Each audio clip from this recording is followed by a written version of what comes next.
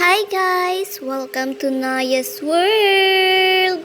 Panibagong araw, panibagong ganap na naman sa buhay ng batang makulit. So, ngayong araw, hapon na ito, tignan nyo, lumabas kami upang kunin yung kalapati niyang si Big Kiss. Big Kiss ang pangalan ng kalapati niya kasi may tali. Naka-Big Kiss. Ang kalapating mababa ang lipad. So, ayan, pinaglalaroan niya ni Naya kasi nga ewan ko ba dyan sa tatay niya, binigyan niya yan eh. Pinapakain ng mga feeds, mais at kung ano-ano pang vitamins. Kanina mahinalo yung papa niya. Yun, pinakain niya. O, tignan nyo. Bakit naman anak? Anong ginagawa mo dyan sa kalapati? Sinasakal mo na. Natawa ka pa. Tignan nyo. Iwan ko ba favorite niya yung kalapati na yan. Sabi niya sa akin, Ma, punta ka dito. Kunin mo yung, ano ba yun?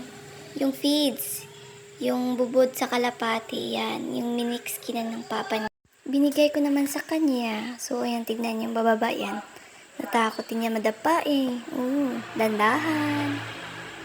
Magaling na yan. So, ayan nga. Dinala yan yung bubod. Ewan ko ba, bubod, damog, feeds, basta, yun na yun. Oh, sinakal niya yung kalapati, sabi niya sa kalapati, halika dito, ilagay mo yung liig mo dito sa balde, at tukain tong feeds. Ewan ko sa'yo, Naya. Pero ayan, kumuha siya ng konti, nilagay yun sa baso-baso, para ipakain doon kay Big Kiss sa kalapati niya. Muntik pa nga mapakan. Ewan ko ba, natatawa ako. O, ayan, hawakan na naman niya sa liig. At ilalagay yan sa may baso niya.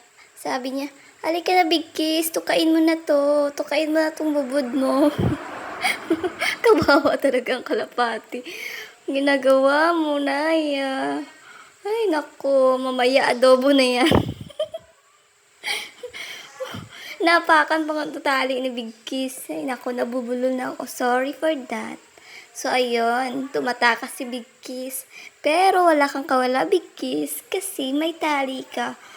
Oo, yung pakpak. Baka mabali, baby. O, tignan nyo naman.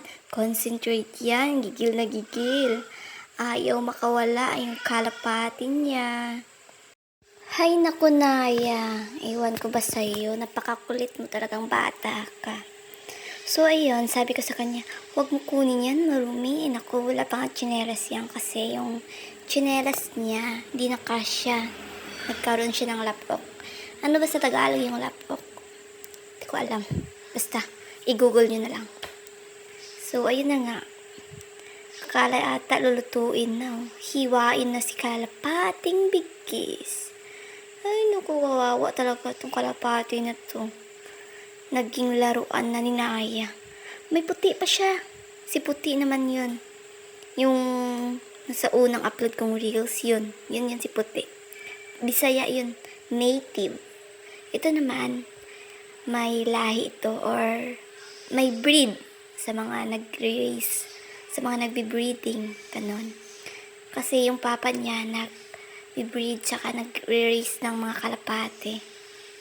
Yung iba from Iloilo, Kalibo, sa Maynila pa nga yung nanggaling yung iba. So ayun, nakita niya, kumuha ulit siya dun sa balde niya ng bubod niya. At nilagay niya ulit dyan sa baso niya. So ayun na nga, si Big Kiss nagtago na dun sa ilalim. Kasi natakot siya, baka nga yung adoboy na mamaya. So, makikita nyo yan. Yan yung mga lagayan ng kalapati ng papa niya. Yan lang. See you in our next mini vlog. Thank you for watching.